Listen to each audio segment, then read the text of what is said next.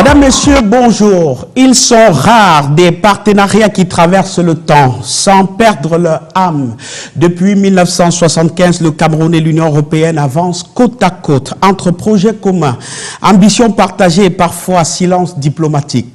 50 ans après le début de cette aventure, la question n'est plus seulement de savoir ce qui a été fait, mais ce que nous voulons faire ensemble demain. Dans un monde bouleversé, où l'Afrique s'affirme, où les alliances se déplacent, où la jeunesse frappe à la porte du changement, l'Union européenne peut-elle encore se dit partenaire stratégique? Peut-elle continuer à parler des valeurs là où les peuples attendent des actes? Aujourd'hui, nous revisitons l'histoire sans filtre, sans phare. Nous interrogeons les engagements, nous confrontons des discours aux réalités et surtout, nous explorons les chemins d'un avenir équitable.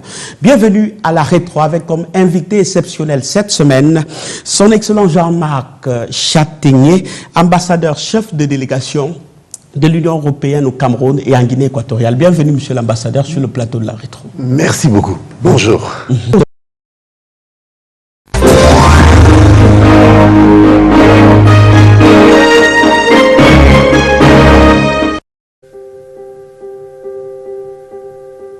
L'horreur est racontée par une adolescente présumée victime de viol. L'époux de sa mère est cité comme son bourreau. Il la déshabillait chaque fois la nuit tombée. Le mari de ma mère, il prenait les fils rouges, il attache mes deux mains et mes deux pieds. Il prenait les tissus déchirés et il scotait ma bouche avec le scotch noir. Maintenant, il me donne deux petits comprimés pour que je bois. Je dis maintenant à mon père que je ne peux pas boire ça. Il me donne toujours pour que je bois. Après maintenant, il commence à me déshabiller. Il se déshabille. Il monte sur moi. Le frère par alliance qui tente de lui venir en aide sera molesté. Il a dit que qui t'est détaché. J'ai dit que c'est Chris, mon frère, le fils de mon père.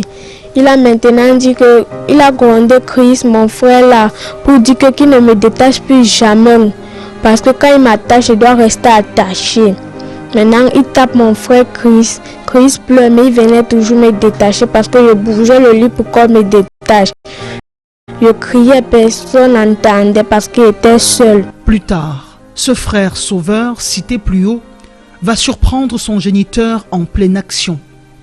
Le bourreau intime l'ordre aux deux adolescents de garder le silence tout en proférant des menaces de mort contre eux et à d'autres membres de la famille. Même la gendarmerie n'y fera rien, lance-t-il. Le calvaire de cette mineure a débuté à l'âge de 12 ans, au CM2. Traumatisée, ses études ont été interrompues au cours de cette année scolaire, en classe de 6e. Même apprendre, on ne pouvait même plus bien apprendre. C'est pour ça que quand je pars à l'école, je ne connais même plus ce que je vais écrire.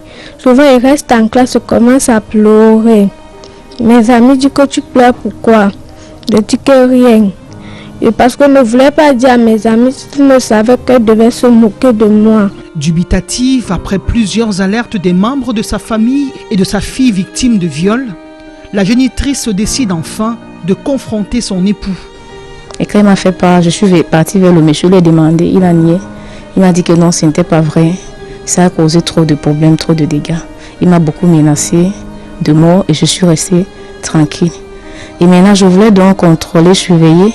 Il y avait des jours où il y avait un bidon d'eau qu'il avait posé, que je devais toujours... Il m'a dit que bon, quand je rentre, c'est pour contre la fatigue. Je dois boire ça. Ça va me soulager. Après l'avoir bu, elle va plonger dans un sommeil presque interminable. Informé des mois plus tard de ces atrocités, le père biologique de la victime va solliciter un examen médical. Elle aurait été abusée à maintes reprises, tant par la voie anale que vaginale. Les probabilités de procréation seraient entamées. Le présumé violeur a été appréhendé il y a une semaine par les éléments de la police judiciaire à Douala. En ce moment où je vous parle, il a la PJ. Il a la PJ et le problème est au parquet. Et avec l'appui, comme il a dit, on n'a personne, on n'a rien, on n'a pas l'argent. j'ai contacté, j'ai essayé un peu de toucher à certains avocats et même le procureur que j'ai rencontré m'a fait comprendre de me tenir tranquille. Et demain lundi, nous serions au parquet et tout ce que je demande, c'est que la justice puisse faire son travail. Quand il faisait ce forfait, il attachait l'enfant, la main, la bouche, avec le scotch noir, il disait que tu n'as personne dans ta famille. Mais l'enfant lui a fait comprendre lors de l'affrontation à la PJ que j'ai Dieu. Parce qu'ils ont été affrontés face à face à la PJ, que j'ai Dieu. Pour l'instant, il nous est impossible d'entrer en contact avec le présumé mis en cause pour avoir sa version des faits. Depuis ces entrefaits, l'épouse et mère de la victime indiquent qu'elles ont été chassées de la maison par le mari et les serrures des portes changées. La mère est tenancière d'un café-resto et le bourreau, employé d'une entreprise de la place.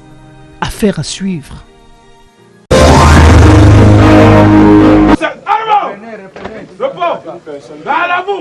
Temps d'un rassemblement de nuit. Un contingent de Pandore, embarqués par centaines, sont ici en cuisine pour une opération de bouclage programmée à partir du petit matin. Ils sont partis de Yaoundé déterminés à sauver une contrée en proie à l'insécurité. Il s'agit d'une zone où des malfrats ont pris le plaisir à venir s'installer et perturber la paix des populations dans la localité de Batchenga et ses environs. Il était donc question de mener une opération de bouclage dans le cadre des opérations tentacules ordonnées par le haut commandement pour traquer ces malfrats qui perturbent la paix des citoyens honnêtes. À l'aube, le rideau se lève sur une véritable chasse aux délinquants. Les ruelles, les campements et les caches suspectes sont passés au peigne fin. Une opération coup de poing méthodique, implacable. À la manœuvre, le commandant de la Légion de gendarmerie du centre, œil vigilant et parole rare, coordonne l'offensive. Les suspects tombent comme des dominos, piégés par une stratégie digne d'un théâtre d'opération. Moto sans papier, carburant frelaté, tenue militaire détournée, appareil de provenance douteuse. Le butin de guerre est éloquent. Plus de 50 interpellations, dont 4 cibles prioritaires activement recherchées. Pour les populations, l'opération Tentacule est une bouffée d'oxygène, une conquête territoriale. Fierté, soulagement, gratitude, les témoignages pleuvent. Nous louons l'initiative que l'État a entreprise pour nous permettre d'être en sécurité. Et nous disons grandement merci à l'État tout entier. Les populations de Konokor est tellement satisfaites et nous disons grandement merci à l'État pour vraiment, puisqu'il a entendu nos pleurs, parce que ça n'allait pas. Ce n'est que le premier épisode d'une série musclée qui devra explorer toutes les localités de la région du centre pour signer un mot de sécurité absolu, coûte que coûte. Voici une plaque qui fonctionne à l'aide du biogaz, produit à base d'eau et de déchets ménagers. Nous prenons la matière biodégradable. Cette matière biodégradable, nous construisons des systèmes, c'est-à-dire des biodigesteurs, là où nous mettons ces déchets et après un certain temps, ça nous produit du biogaz et le biofertilisant. Le biogaz, il est utilisé pour la cuisson, on le transforme encore plus pour avoir de l'électricité. Mis en marche, le gaz brûle, mais la flamme bleue invisible à l'œil nu. Pour avoir le cœur net, nous approchons la main du dispositif et effectivement, il brûle. La quantité de biogaz stocké dans ce sac peut fonctionner jusqu'à 20 heures par jour avant épuisement. Un biodigesteur de 20 mètres cubes, nous chargeons 250 kg de déchets avec 250 litres d'eau chaque jour. Et nous aurons environ 10 mètres cubes de gaz par jour. Et 1 mètre cube de gaz brûle pendant 2 heures de temps. Tout à côté, nous découvrons ces pavés autobloquants conçus à base de déchets plastiques, une matière première essentielle pour cette entreprise. Nous recyclons le plastique en pavé écologique. Nous faisons des granulés de plastique pour les revendre, n'est-ce pas, à certaines structures. Et vous savez, le plastique est devenu une denrée tellement utile. Le produit fini est le résultat d'un processus parfois long et difficile. Il faut faire avec des méthodes archaïques pour des productions à petite échelle et au coût très élevé. Voilà un des problèmes que veut solutionner le gouvernement à travers les États généraux sur la gestion des ressources en déchets urbains au Cameroun. Proposer un schéma de financement du système de gestion des déchets afin qu'il ne soit plus des ordures qui polluent l'environnement dans des villes, mais plutôt une niche d'emploi et de richesse pour le pays. C'est ce qu'on appelle transformer les obstacles en avantages.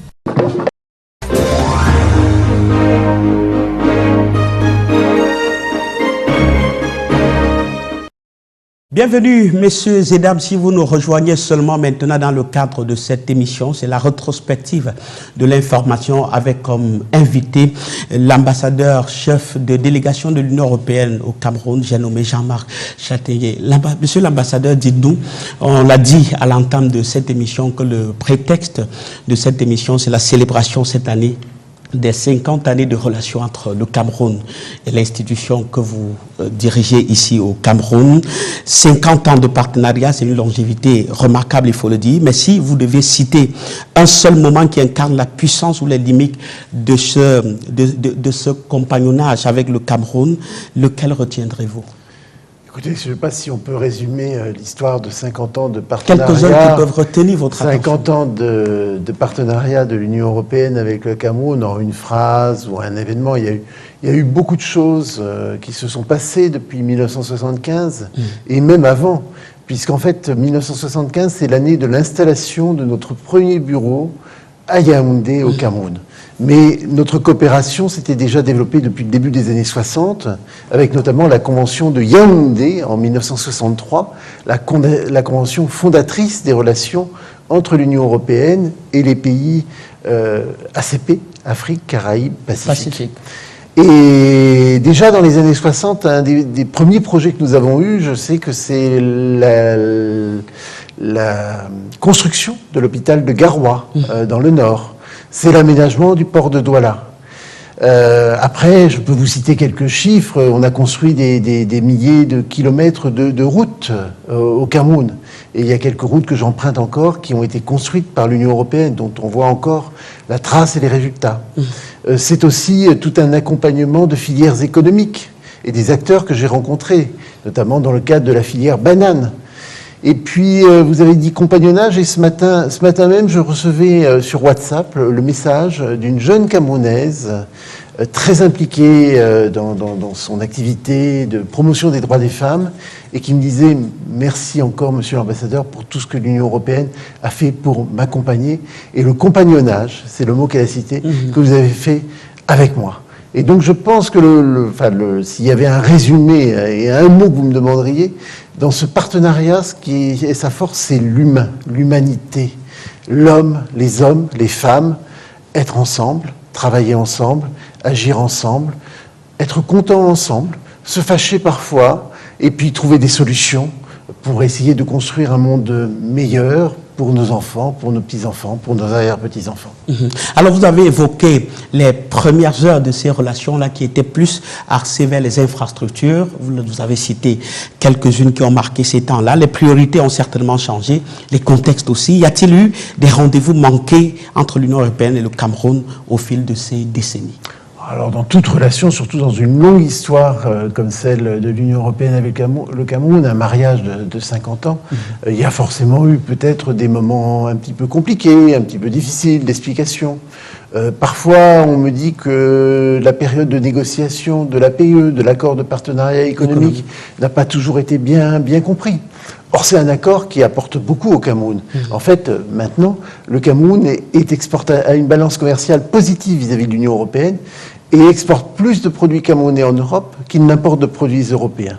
Donc le Cameroun bénéficie de l'accord de partenariat économique. Mais on ne l'a peut-être pas suffisamment bien expliqué. Alors, parlant justement de ces accords de partenariat économique, maintenant que les débats autour se sont tus, est-ce que quand vous confrontez la réalité, vous vous dites que c'était des débats qui étaient un peu stériles ou qui ne comprenaient pas les enjeux de ce partenariat-là? Alors peut-être, oui, et peut-être qu'on n'a pas essayé... Maintenant, je crois qu'on fait vraiment l'effort de davantage écouter, de davantage dialoguer. L'Union européenne essaye de ne plus arriver en disant c'est nous qui avons raison, il faut faire ça. Maintenant, on a compris que c'était pas comme ça que ça marchait. On a compris d'abord qu'on se plantait de nombreuses fois, qu'on avait fait de très nombreuses erreurs. Et on a compris que pour faire des bons projets, il fallait écouter les gens. Il fallait aller discuter avec eux. Il fallait prendre le temps de la préparation, de la discussion, des choix qui doivent être opérés. Donc, peut-être qu'à certains moments, et c'est un petit regret que j'ai, et c'est le temps perdu peut-être qu'on a eu, on a On n'a pas fait assez ce dialogue. Maintenant, on essaye de se rattraper. On essaye vraiment d'aller au contact des gens. Et quand je dis des gens, ce sont bien sûr les jeunes, ce sont bien sûr les femmes, ce sont bien sûr les jeunes actifs, c'est les entrepreneurs, les entrepreneuses, c'est les gens de la fonction publique. Enfin, c'est vraiment tout le Cameroun. C'est aussi les 10 régions du Cameroun et sa richesse extraordinaire, sa richesse régionale. C'est 10 Afriques qu'on retrouve dans ce continent. En résumé, quand vous revenez à la réalité, vous vous dites ces débats, ces critiques autour vous ont aidé à améliorer ou bien ce n'était que des racontages qui n'avaient rien à voir avec la réalité qu'il y avait dans les accords de partenariat économique? Je crois qu'on apprend toujours de ses erreurs. Et donc, foncièrement, moi, je suis positif et optimiste. Je crois que ces discussions difficiles, les critiques qui ont été émises, malgré tout, c'est positif. Ça nous a permis aussi peut-être d'essayer de mieux expliquer. Ça nous a permis aussi peut-être de mieux comprendre certains problèmes du secteur privé camerounais, parce que le secteur privé camerounais avait peur de ces accords de partenariat économique et avait peut-être des raisons d'avoir peur. Il avait peut-être des raisons d'estimer qu'il n'était pas assez compétitif, donc il fallait renforcer sa compétitivité. Il pouvait redouter qu'il y ait des problèmes de financement. Et il y a un problème de financement du système bancaire ici au Cameroun. Donc il y a des choses réelles qui existent et c'est aussi ces problèmes de fond, ces problèmes fondamentaux qu'il faut essayer d'attaquer et que le Cameroun et les Camerounais doivent essayer d'attaquer. Et si, bien sûr, ils souhaitent notre aide, bien là, on peut peut-être essayer de l'apporter. Il faut le dire, certains Camerounais perçoivent l'Union européenne comme un partenaire lointain ou technique. Pourquoi, selon vous, ce déficit de perception malgré un demi-siècle de présence? Alors, c'est vrai, je crois qu'on n'a pas suffisamment bien expliqué ou essayé d'expliquer toujours ce que nous faisions. Peut-être parce qu'il y avait cette illusion que nous avions la science infuse, nous faisions naturellement des bons projets, et donc que les gens allaient se rendre compte naturellement que comme l'Union européenne faisait des bons projets, l'Union européenne était bonne. Mais je pense qu'on n'a pas pris suffisamment le temps de valoriser ce qui était fait, et donc on n'a pas eu assez le temps de cette présentation des objets de ce que nous faisons. Le Cameroun aussi est un grand pays, et avec beaucoup de régions, ce que j'ai cité tout à l'heure, 10 régions, et avec beaucoup de nécessités, notamment en termes d'infrastructures, de construction de routes, de construction de ponts, de voies de contournement d'Yaoundé, d'autoroutes, enfin, il y a beaucoup de choses, et il peut se passer quelque chose à 500 km, dont évidemment, si vous êtes à Yaoundé, si on vous construit, si on aide à la construction du pont sur le Logone entre le Tchad et le Cameroun, pont que nous venons d'inaugurer il y a quelques jours. Le pont sur le Logone? Oui, le pont sur le Logone, avec le Premier ministre que nous avons accompagné, avec la Banque africaine de développement également.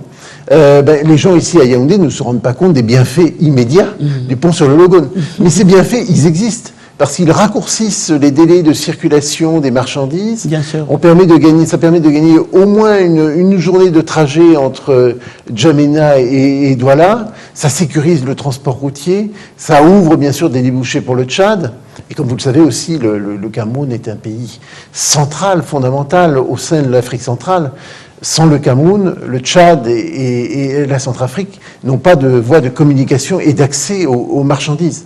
Donc là, il y a des grands enjeux, et c'est peut-être des choses que les gens ne voient pas toujours immédiatement parce que c'est pas à leur porte. C'est naturel quand on fait un projet, un programme, les gens veulent voir, sentir ce qui se passe. Et c'est pas toujours facile. Alors justement, c'est la question que nous nous posions, nous qui sommes justement en contact avec ces populations-là, parce que on se rend compte que depuis 1975, la délégation de l'Union européenne s'est inscrite dans un paysage institutionnel camerounais. Pourtant, après 5 décennies, près de 40% de Camerounais, surtout en zone rurale, chez qui parfois vous orientez vos activités ou tout ce que vous faites, disent ne pas identifier clairement le rôle de l'Union européenne dans leur quotidien. Est-ce que c'est un échec de visibilité ou de proximité? Alors je ne sais pas si c'est un échec, c'est en tout cas une absence de visibilité. De proximité, alors on travaille quand même très sérieusement sur ces aires rurales parce que c'est vraiment parfois les oubliés, les orphelins des politiques de développement. Nous avons aussi, on n'a pas toujours fait la même chose, donc parfois ces zones ont aussi été un petit peu oubliées et négligées dans nos programmes dans les années 80 ou 90. Maintenant, j'ai tenu, et mes équipes ont tenu, à mettre davantage d'accent sur le développement du secteur rural, et nous avons beaucoup de programmes et projets qui, maintenant, au-delà de la banane que je vous ai cité tout à l'heure, veulent participer au développement économique du Cameroun. Alors, il y a un des programmes phares et majeurs, ça va bien sûr être l'accompagnement de la filière cacao. Vous savez que le cacao, aujourd'hui, atteint des sommets au niveau tarif. Vous savez aussi que le Cameroun a sans doute l'un des cacaos les meilleurs au monde. Donc, il y a tous les ingrédients pour avoir une très belle réussite. Dans le respect aussi des normes environnementales et sociales que d'autres pays africains, je ne les citerai pas, mais que d'autres pays africains ne respectent pas comme le Cameroun. Donc le Cameroun a une opportunité extraordinaire du développement d'une filière cacao et café durable, équitable, avec des bons prix pour les producteurs. Est-ce que l'atteinte de ce pic en termes de tarification, là, l'Union européenne a joué un rôle? Alors, elle n'a pas joué un rôle. Le consommateur européen, il joue un rôle parce que le consommateur européen, il aime beaucoup le cacao camerounais. Les grands chocolatiers que je connais prennent le Cameroun comme un pays de destination à cause de la qualité de la fève et à cause de la qualité du cacao ici. Et donc, c'est cette filière qualité qu'il faut développer. Le cacao, je l'ai cité, mais nous avons aussi des programmes dans la filière coton, dans le nord et l'extrême nord du pays, parce que là aussi, ça participe aussi du développement intégré de cette région et de ces régions. Nous avons aussi des approches, alors en matière de préservation de la biodiversité, de la forêt, mais nous avons des approches qu'on appelle des approches paysages, qui visent aussi à prendre en compte les activités économiques et sociales des populations. Donc on n'est plus dans la position d'imposition autoritaire que nous avions dans le temps, de dire voilà, il faut préserver la forêt, il faut préserver les animaux, etc.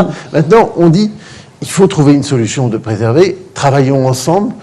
Comment faire venir davantage de touristes, comment faire en sorte que les paysages soient préservés, que les agriculteurs puissent faire leur culture, puissent cultiver leur cacao, comment faire qu'il y ait un couvert forestier qui soit préservé, qui est utile pour le cacao, comment faire en sorte que certaines zones puissent être protégées pour que les animaux puissent continuer à y aller et que les touristes puissent venir.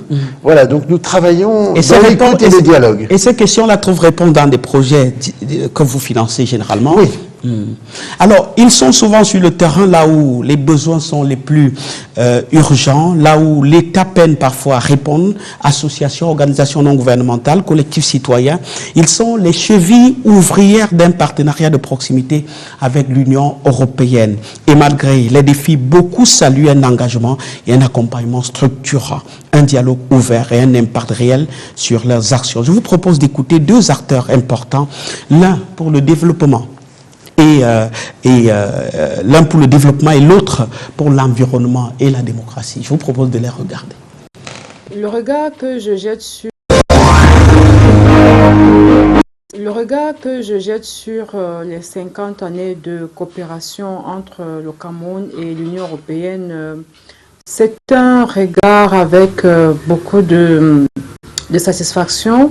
Parce que l'Union européenne, en ce qui concerne la société civile, a beaucoup agi dans le sens, pas que dans le sens du financement, mais aussi dans le sens du relèvement des capacités des organisations de la société civile et aussi dans le sens d'apporter des solutions aux problèmes des droits humains et des démocraties au Cameroun. Avec un appui de l'Union européenne entre 2018 par exemple et 2021, ça s'appelle le programme d'amélioration de l'accès à la justice pénale. Nous avons fait un travail énorme de formation des acteurs de la chaîne de justice pénale en droits humains, de sensibilisation sur la torture, les arrestations et détentions arbitraires, de formation des volontaires, de production des données sur la situation effectivement de la torture et d'autres questions.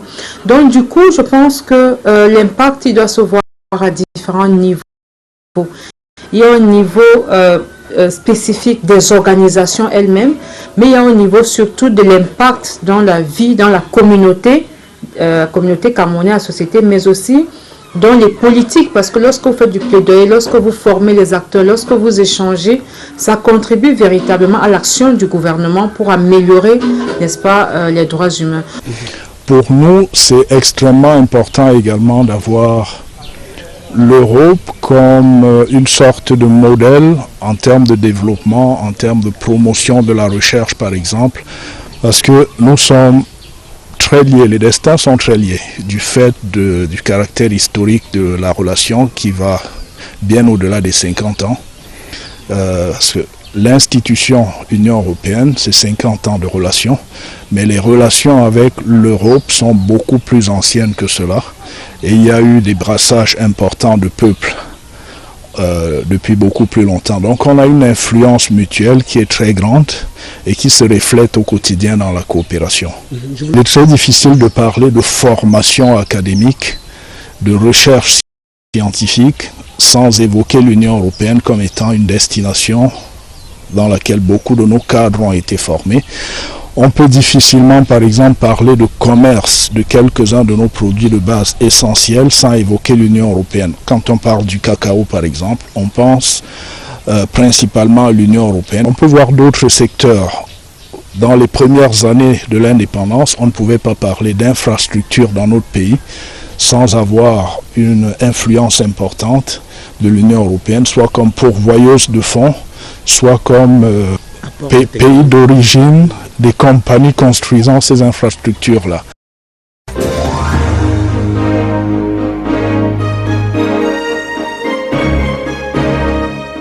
Alors, ce sont deux acteurs avec qui vous travaillez dans le cadre des projets environnement, développement, droits humains, démocratie. Là, c'est des gens qui portent parfois des projets dans des campagnes. C'est des milliards qui sont injectés. Ce sont des centaines de projets qui sont là. C'est qu'est-ce que l'Union européenne peut montrer aujourd'hui comme preuve concrète de la transformation dans la vie quotidienne des Camerounais? Alors, est-ce que c'est à l'Union européenne de faire la transformation quotidienne de la vie des Camerounais? C'est d'abord, je crois, aux Camerounais de décider de leur avenir, de choisir. C'est le gouvernement que nous appuyons.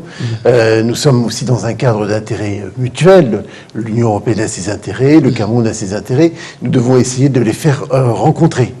Le bonheur du peuple camerounais ou le fait qu'il puisse se développer, je pense que c'est d'abord la responsabilité de son gouvernement et de ses autorités et du peuple camerounais qui choisit ses dirigeants.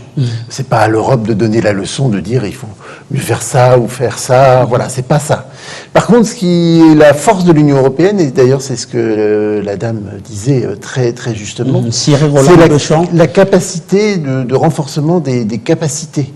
C'est l'accès aux différentes formations.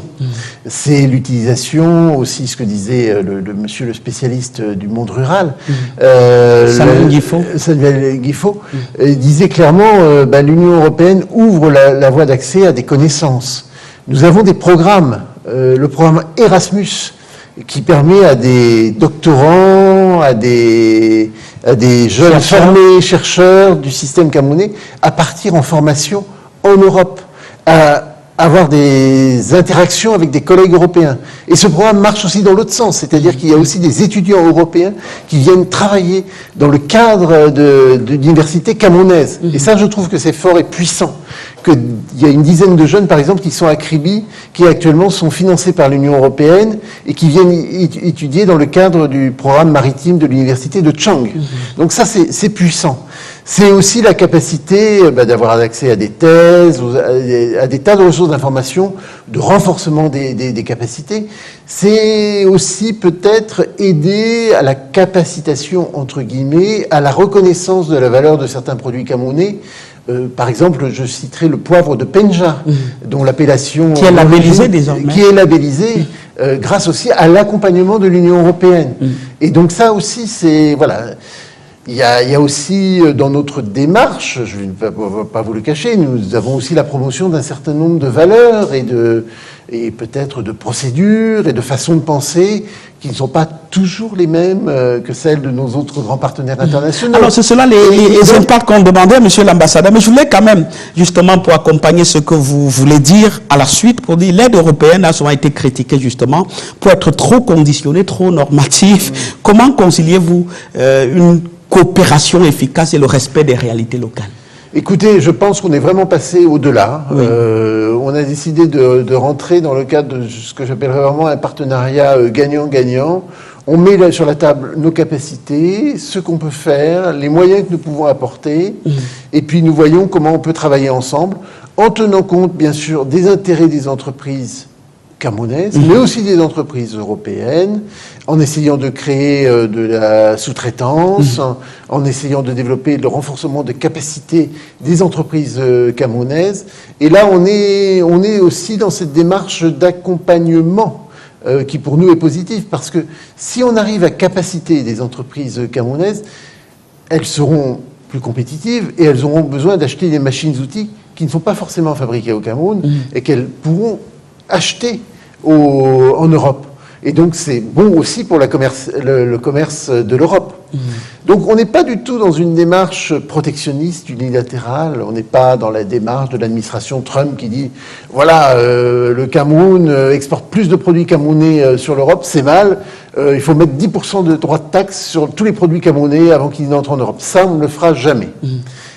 On est dans une démarche de complémentarité dans lequel nous cherchons ensemble à développer des filières, des productions, des capacités, parce que c'est notre intérêt aussi que le Cameroun reste un pays stable, se développe économiquement, que la population camerounaise, les jeunes Camerounais aient envie d'investir dans leur pays, dans leur futur, de construire ici, plutôt que d'aller construire ailleurs, en Europe, en Allemagne ou ailleurs encore dans le monde, au Canada, mais que les capacités soient ici pour le développement du pays.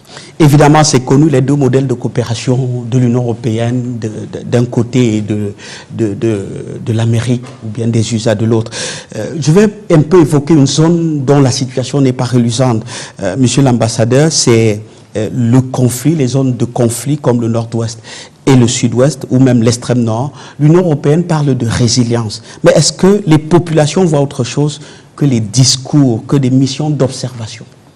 Je pense qu'elle voit autre chose. Nos approches sont vraiment très, très intégrées, très développées. J'aurais pu aussi le citer au démarrage un petit peu de cette discussion sur les choses intéressantes que nous faisons.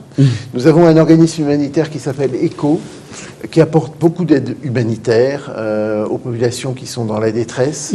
J'ai visité des programmes en faveur des populations déplacées, en faveur parfois aussi des populations réfugiées des pays voisins, comme le Nigeria ou la République centrafricaine. Et c'est important aussi d'aider les réfugiés, parce qu'il ne faut pas qu'ils pèsent sur la population locale. Donc on a tout un accompagnement d'abord humanitaire.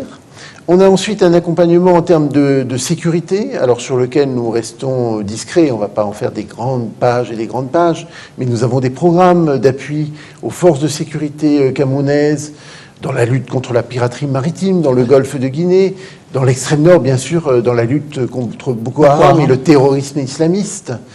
Nous avons aussi des programmes de formation en matière de droits de l'homme qui sont aussi importants. Et puis nous avons des programmes relais d'appui justement de capacitation, enfin de renforcement des capacités des populations, les aider à se prendre en main, aider la prise en charge des communautés, accompagner le processus de décentralisation du gouvernement camerounais. Et nous avons un très très beau programme notamment sur les régions du Nord-Ouest et du Sud-Ouest, avec le gouvernement camerounais, qui vise notamment aussi à accompagner les associations de femmes face à certaines situations de détresse. Donc on est vraiment dans du concret. Les besoins, je ne vous le cache pas, sont énormes. Il y a aussi, au-delà des questions de sécurité, il y a des besoins alimentaires, il y a des questions sanitaires, il y a des questions de maladies. Enfin, il y a énormément de choses qui se passent. L'an dernier, il y a eu des événements terribles qui ont affecté l'extrême nord du pays. Je parle des inondations qui ont été massives et qui ont mis 500 000 personnes, plus de 500 000 personnes dans l'extrême nord en situation d'être des déplacés et de ne plus avoir d'habitat. Voilà, donc nous essayons d'aider le gouvernement camerounais. Nous ne pouvons pas tout faire, parce que nous n'avons pas tous les moyens, mais je crois que ce que nous faisons, à notre échelle, est quand même positif et intéressant, et répond, enfin, quand je rencontre les bénéficiaires, comme les gens que vous nous avez présentés, ils apprécient l'aide que nous apportons. Et je peux vous assurer qu'ils ne sont que des porte-voix parce que même dans les zones rurales, il y en a qui reconnaissent quand même. Je voudrais dire, vous avez parlé de ces projets qui sont essentiellement orientés vers les zones en conflit, le nord-ouest, le sud-ouest et l'extrême nord, qui sont vraiment visibles. Nous avons identifié beaucoup de projets qui sont vraiment visibles. Pourtant, les voix locales dénoncent des actions éparpillées, peu visibles à leur sens. Est-ce que c'est l'approche européenne qui souffre d'un manque de coordination? Est-ce que vous évaluez les coordinations de ces projets-là? Ou bien est-ce que c'est un excès de prudence politique? Alors, on essaye de travailler vraiment le plus en coordination avec les autres partenaires, toujours avec les autorités nationales, le gouvernement, les gouverneurs, les préfets, les associations. Enfin, on essaie vraiment d'être le plus transversal possible dans nos approches. Ce qui est aussi assez logique dans certaines de ces régions, c'est que bien sûr, comme vous le dites, il y a une certaine prudence que nous devons avoir, une certaine neutralité que nous devons avoir. ECHO, notre organisation humanitaire, rend des services humanitaires, bien sûr, à toutes les parties. Elle ne peut pas être prise au piège entre des combattants. Et voilà, et donc nous sommes astreints à travers ECHO à une certaine neutralité. Mais je dois vous dire que nous le faisons, enfin que toute notre démarche est orientée dans l'accompagnement de ce qui est en train de se passer. Est-ce que la prudence politique est un frein? La prudence, je ne sais pas si c'est la prudence politique, la prudence diplomatique, mais... elle est plus diplomatique que politique. Oui, elle est sans doute plus diplomatique que politique. Il y a une citation, enfin, où il y a un proverbe ou un ordre qu'on a qui, moi, m'a toujours marqué parce que avant le Cameroun, j'ai travaillé dans beaucoup de zones en conflit et en difficulté, beaucoup plus en difficulté d'ailleurs que le Cameroun. C'est quand vous agissez, essayez de ne pas blesser. Do not hurt. Ne blessez pas. Et ça, c'est fondamental. Faites sans blesser. Faites sans blesser. Parce que, en voulant bien faire, parfois, vous créez des effets contraires. En apportant de l'aide alimentaire, ce que ne fait plus l'Europe, mais en apportant par exemple des produits alimentaires d'Europe pour les distribuer aux populations, vous ruinez les agriculteurs qui essayent de vendre leur production sur les marchés locaux. Donc c'est des choses il faut vraiment faire très attention. Donc do not hurt, ne blessez pas. Monsieur l'ambassadeur, c'est bien d'aligner des projets ou des accords signés. Il faut d'abord écouter aussi les cœurs, car au-delà des bilatérales et des communiqués, ce qui compte, c'est ce que les Camerounais ressentent réellement dans ce partenariat Cameroun-Union européenne, confiance ou indifférence, attente déçue peut-être. Voici ce que disent quelques Camerounais sur les relations entre le Cameroun et l'Union européenne. Je suis sûr que ça va vous faire sourire.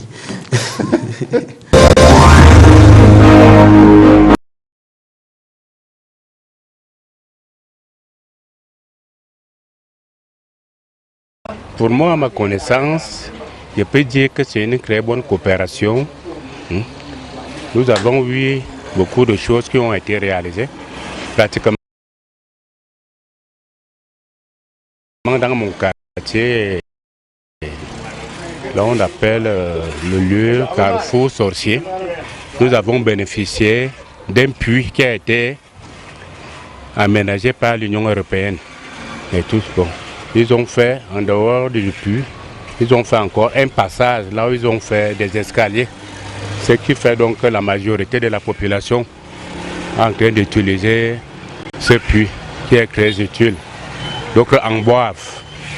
En dehors de cela, je sais que l'Union européenne a eu à subventionner l'État, peut-être dans les infrastructures routières, et même dans le domaine de la santé publique, même au niveau de l'éducation. On sait qu'ils nous ont beaucoup aidés par rapport à la construction des salles de classe, et que ce soit même à la réhabilitation de certaines routes. Bon, moi, je n'ai pas trop de connaissances par rapport à la relation entre l'Union européenne et le Cameroun, mais d'après mes dernières connaissances, ils sont dans une contribution pour la construction de la voie de contournement de la ville de Yaoundé. Je pense qu'ils ont déjà déposé leur participation pour cette voie de contournement et En ce qui concerne la relation entre l'Union européenne et le Cameroun, précisément dans mon village, je marche à pied pour avoir une voiture. Les routes sont enclavées, nous sommes dépassés. Je ne sais pas dans quel pays d'Afrique où on peut encore trouver ce genre de situation. C'est un peu de ça. On est débordés dans mon village, on n'a pas de rue. Nous n'avons pas de rue. Ils ne sont que là pour piétiner, amasser, détruire même l'Afrique en général, mettre les Africains en désaccord, oui, plus précisément en désaccord. Ces gens-là ne veulent pas le progrès des Africains, ne veulent pas l'évolution de l'Africain. Donc je crois que de mon côté, c'est à peu près ça. Donc l'Africain doit déjà être un peu sage si l'Africain peut sortir de cet esclavage.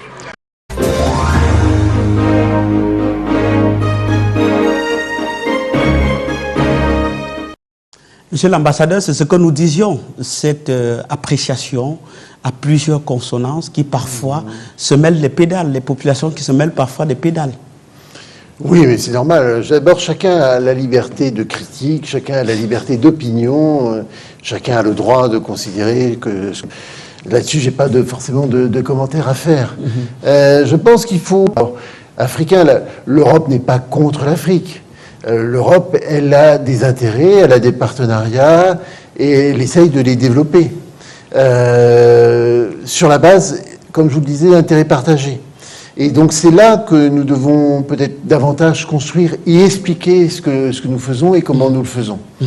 Je ne cacherai pas que les Européens n'ont pas fait que des bonnes choses, y compris au Cameroun.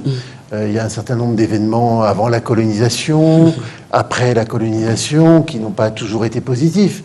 Des arrière-pensées, il y en a eu, et il y en aura peut-être toujours. Mais c'est ce que j'aime bien aussi, il y a quand même un message qui doit être positif, c'est que chaque pays, chaque région doit se prendre en main. L'Afrique, bien sûr, doit se prendre en main. Alors, on parle de l'Afrique, mais je pense qu'il faut parler, surtout dans un pays qui s'appelle le continent, des Afriques, dans lequel nous avons quand même de très nombreux pays africains qui ont des rapports très différents avec l'Europe. Et donc la situation est très variable entre un pays comme Madagascar, comme le Kenya, comme le Sénégal, comme le Cameroun. Enfin, chacun a son histoire propre, chacun a ses intérêts. Voilà, ce que nous souhaitons...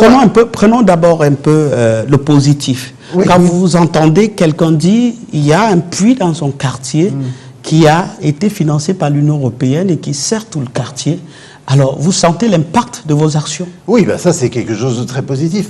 En même temps, je me dis, il ne faut pas uniquement que ce soit un puits construit par l'Union européenne. Il ne va pas changer l'histoire. Sinon, il faudrait construire des puits dans tous les villages. Et on ne peut pas. On n'a pas les moyens de construire ces puits dans tous les villages. Et si on vient il faut essayer de voir comment les bons projets, les projets que nous faisons peuvent être répliqués, peuvent être pris en charge localement. Comment des associations peuvent aussi les pousser. Comment on peut aussi trouver d'autres financements que des financements européens. Donc ça nécessite de travailler aussi ensemble. Alors, prenons aussi le négatif. Vous avez parlé de ce passé douloureux entre la France particulièrement et le Cameroun. Il y a une amorce, on va dire une amorce de réparation avec la commission mixte qui a rendu son rapport dernièrement. Est-ce qu'il y a un regard que vous pouvez jeter sur ce rapport-là rapidement pour qu'on passe sur le sujet? Alors, pour parler de ce passé douloureux-là. Le regard, c'est qu'il concerne aussi plusieurs de mes pays, l'Allemagne, la France, et puis dans différentes régions. Je pense que l'Europe est prête à reconnaître les erreurs qui ont été commises, les fautes qui ont été commises, les crimes qui ont été commis. Je pense qu'il y a un travail de mémoire, il y a un travail d'histoire à préserver. Nous avons beaucoup travaillé, c'est aussi un des beaux projets que nous avons conduit avec la route des chefferies, sur le travail de mémoire et de développement de la culture camerounaise. La reconnaissance de la culture, ça c'est un élément extrêmement important. Et c'est un élément extrêmement important aussi pour faire venir des touristes. Et c'est un élément extrêmement important pour faire rayonner le Cameroun à l'extérieur. Mais c'est aussi un élément pour avoir un peu une introspection et un travail sur ce qui s'est passé historiquement. Ce qui m'a frappé dans le cadre de mon travail sur, par exemple, avec la route des chefferies, j'ai été à Edea, donc qui est une ville qui, comme vous le savez, a été très marquée par les événements précoloniaux et coloniaux et des massacres commis par l'armée française. J'ai parlé avec le maire, enfin on a eu des échanges très positifs. On avait un musée qui expliquait toute l'histoire, donc qui venait d'ailleurs de Tchang, qui était allé à Edea, qui est allé à Douala, qui va venir à Yaoundé, qui explique toute cette histoire contemporaine du Cameroun, qui est très importante à connaître. Mais avec le maire, je disais, c'est dommage, il n'y a pas à Edea un monument à l'endroit où se sont passés vraiment des massacres, les événements, un monument un petit peu comme une reconnaissance, comme nous avons en Europe, par rapport à des événements tragiques que certains de mes pays ont connus, entre la France et l'Allemagne, il y a eu quand même quelques soucis. Bien sûr. Eh bien, il y a des lieux de mémoire dans lesquels les gens peuvent voir, peuvent reconnaître. Et donc, c'est très important de développer, pour moi, ces lieux de mémoire. Et donc, nous devons, je crois, travailler là-dessus, parce que connaître son histoire, connaître l'histoire, c'est très important pour pouvoir se projeter dans l'avenir. Alors, on va parler de la nouvelle stratégie de l'Union européenne au Cameroun, en commençant par ce que vous avez adopté ces derniers temps, parlant de la Team Europe. Sur quoi tient l'idée de la Team Europe, ou le principe de la Team Europe? La Team Europe, donc c'est, en bon français, c'est l'équipe Europe, c'est la team. C'est en fait le fait que nous sommes, vous savez, 27 États membres, et que nous travaillons ensemble, et on s'est dit à un moment donné que c'était bien d'avoir 27 États membres, mais que c'était encore mieux quand ils se coordonnaient, qu'ils puissent travailler véritablement ensemble. Donc on a décidé de se mettre en équipe pour élaborer un certain nombre, pour mettre en commun en fait nos projets, programmes de coopération, voir ce que les uns et les autres faisaient, voir ce que l'Allemagne, particulièrement dans un pays comme le Cameroun, voir ce que l'Allemagne faisait, voir ce que la France faisait, voir ce que la Belgique, l'Italie, l'Espagne faisaient, et puis dire, voilà, ils font ça dans telle région, et puis l'Union européenne elle-même, le bureau de l'Union européenne, la délégation de l'Union européenne fait ça. Voilà, comment on peut mieux travailler ensemble, avoir plus d'impact, faire en sorte que nos projets soient démultipliés, décuplés. Qu'on ne fasse peut-être pas un programme de 10 petits puits dans un village, mais qu'on fasse un véritable réseau d'irrigation, de développement fluvial, voilà. Donc d'avoir une approche coordonnée en Team Europe, voilà, pour se dire que face à des grands partenaires, dont l'un, j'ai cité tout à l'heure les États-Unis, mais on pourrait citer également la Chine, ou on pourrait encore citer l'Inde, ou on pourrait encore en citer d'autres. Face à ces grands partenaires, il y a une offre européenne qui est d'autant plus intéressante qu'elle n'est pas uniquement, dans le cas du Cameroun, qu'elle n'est pas uniquement française, mais qu'elle intègre véritablement toutes les richesses des assistances techniques, des coopérations allemandes, espagnoles. Par exemple, les Espagnols nous apportent une très belle aide sur la lutte contre la piraterie maritime à Douala, italienne. J'essaie de faire venir les Belges et Enabel. Donc, on a une capacité, une proposition de réflexion qui dépasse, voilà, qui ouvre. À ce moment-là, que faites-vous des relations, ou bien de la particularité des relations entre pays? C'est-à-dire entre la France et le Cameroun, entre l'Allemagne et le Cameroun? Mais ça, nous la respectons. Chacun bien sûr, fait ses projets, ses programmes et ses priorités. Mais tous ces pays ont quand même décidé de se mettre ensemble dans la team Europe, et de partager des informations, de se dire, on va faire ensemble des projets, donc l'Allemagne et l'Union européenne, la France et l'Union européenne, parfois les trois ensemble. On développe ensemble les projets et programmes. Et là, ça marche?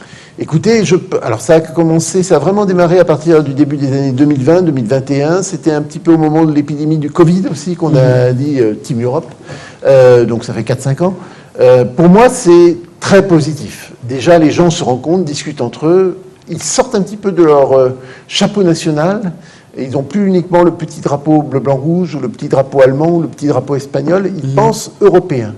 C'est un petit peu comme un Camerounais qui pense aussi africain.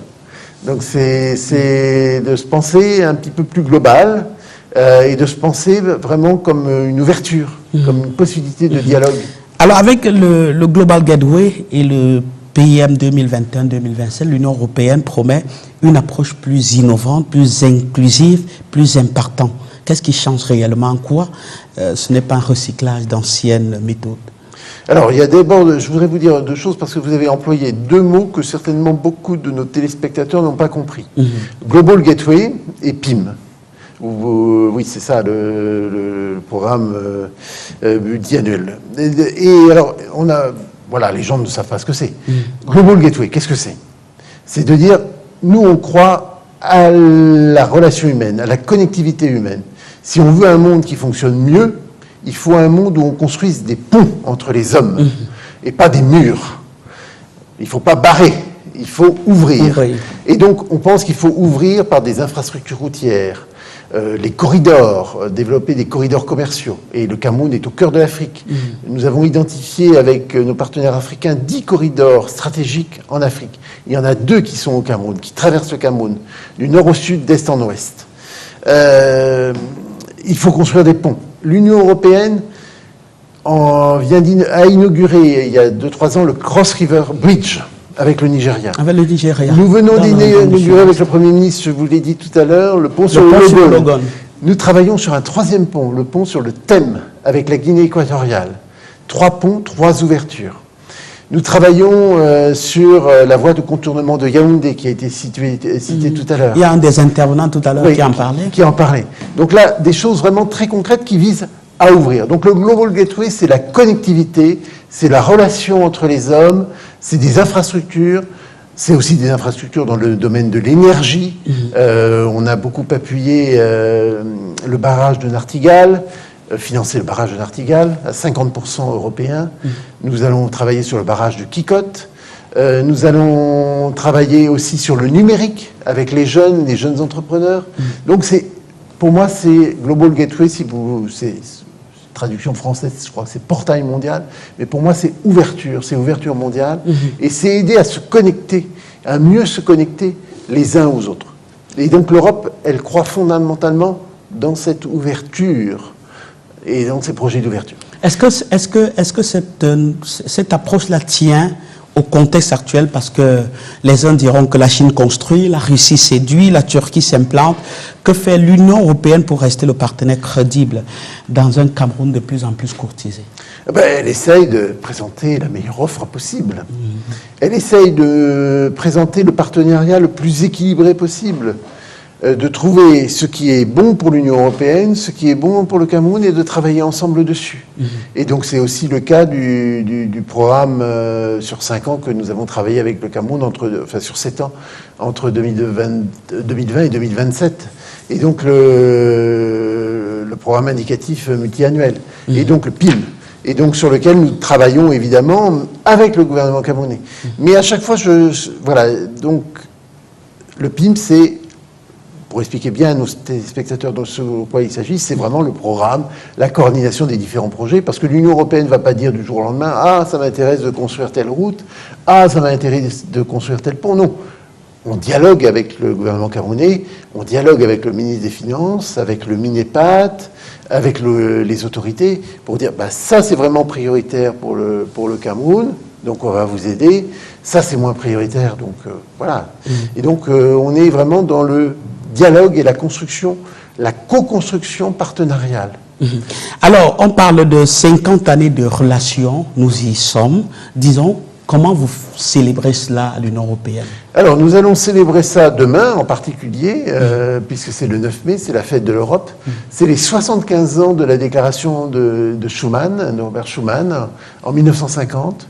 C'est un grand discours, parce que ça venait après la guerre mondiale, c'est de dire il faut faire la paix entre nous, parce que si on ne fait pas la paix, le monde ira mal et nous irons mal. Donc c'était un discours d'espérance, d'espoir, qui est toujours actuel, qui est toujours contemporain, qui est encore plus actuel maintenant aujourd'hui qu'hier. Donc nous allons fêter ce discours, nous allons fêter ces 50 ans en inaugurant en particulier un hall digital au sein de la délégation de l'Union européenne demain. Nous sommes en train aussi de construire, et ça nous l'inaugurerons l'an prochain, un second bâtiment de la délégation de l'Union européenne. Nous sommes en train d'accroître notre présence au Cameroun. Nous sommes en train aussi de devenir une délégation régionale, parce que nous pensons que le Cameroun est un cœur névralgique régional dans toute l'Afrique centrale et même au-delà. Et donc nous avons intérêt à avoir un partenariat vraiment stratégique avec le Cameroun. Donc nous avons un hub qui se construit ici, un second bâtiment, un hall digital donc qui va présenter toutes les réalisations. Nous avons aussi choisi de présenter 14 projets Donc si, je vous invite bien sûr à venir les voir demain. 14 projets symboliques de notre histoire entre les années 60 et maintenant, de ce que l'Union européenne a fait concrètement pour le Cameroun, et donc le partenariat que nous essayons de construire ensemble. Un partenariat d'écoute, un partenariat d'équilibre, des infrastructures évidemment, mais pas uniquement. Et moi, ça c'est vraiment mon opinion un peu plus personnelle. Je pense que nous devrions encore passer dans un partenariat au-delà, parce que la construction du monde aujourd'hui, c'est que l'Europe elle a aussi besoin de prendre des leçons du Cameroun. Et que moi j'aimerais bien qu'il y ait des assistants techniques et des experts camerounais qui viennent dans mes pays européens parfois donner des conseils sur certains sujets. Parce qu'ici il y a aussi des connaissances, il y a aussi des savoirs. Voilà, il faut qu'on aille encore au-delà. 50 ans de coopération, donc, c'est une page dense d'engagement, de défis, de progrès, parfois discrets, parfois éclatants. Mais ce que cette émission nous rappelle, c'est que l'avenir du partenariat entre le Cameroun et l'Union européenne ne se jouera ni dans les bureaux feutrés, ni dans les chiffres seuls. Il se jouera dans la confiance des peuples, dans la voix des jeunes, dans la transparence des actes et dans la sincérité des ambitions. Un avenir où la solidarité ne sera plus un mot diplomatique, mais une réalité vécue. Merci, Excellence, Monsieur l'Ambassadeur, d'être venu sur le plateau de la Rétro. Merci beaucoup. Merci à vous. Grand plaisir. Merci à vous à la maison de nous avoir regardé. La Rétro. Rendez-vous la semaine prochaine pour notre édition avec un autre invité aussi sympathique que l'ambassadeur aujourd'hui.